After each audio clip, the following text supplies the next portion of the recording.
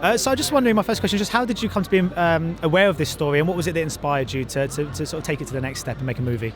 You know, what I saw in the story was a great underdog story, just like Cinderella and many other films that we've made at Disney.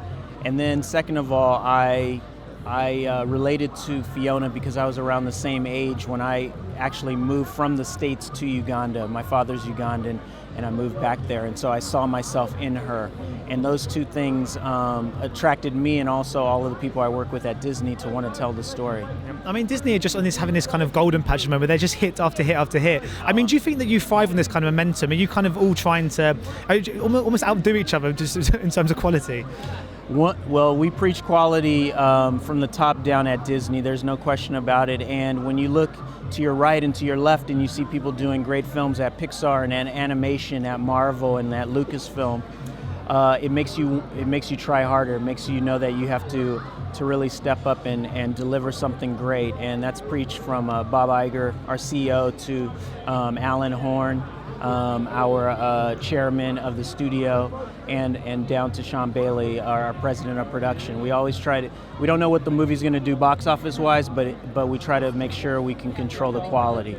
And I sort of, from this film, you say it's a real kind of perennial story of the underdog. And I mean, it reminded me when I was a kid, when I was growing up, I had sort of Cool Runnings, which I was obsessed with. Yeah. It must be great to know you're making a movie here that could have that kind of timeless quality that could be watched in decades to come. Well, I hope so. And if you feel that way, then I feel even better about it. You know, I think one thing I can say is we put our heart and soul onto the screen for this movie. Nobody did it for the money. Everybody did it out of passion and really brought their A game to it. And I think that shows up on the screen. And we have a saying at Disney that John Lasseter coined, which is quality is the best business plan. And in that sense, our hope is that this movie will be enjoyed now, but can be enjoyed in 10 years from now, 20 years from now, 30 years from now. And so hopefully we delivered something of that quality. I mean, finding a good story and then turning it into a movie is half the job, but you've got to find the right people to tell it. I mean, you've got a fantastic director, but also to bring in David Oyelowo and Lupita Nyong'O, you must have been so thrilled that they came on board. Oh, ecstatic. I mean, I think that we're living at an amazing time where two of the biggest movie stars in the world are from the continent of Africa. And so when we were thinking about casting the film, we didn't have to look past the borders of Africa to find two people who could carry the film on a global level.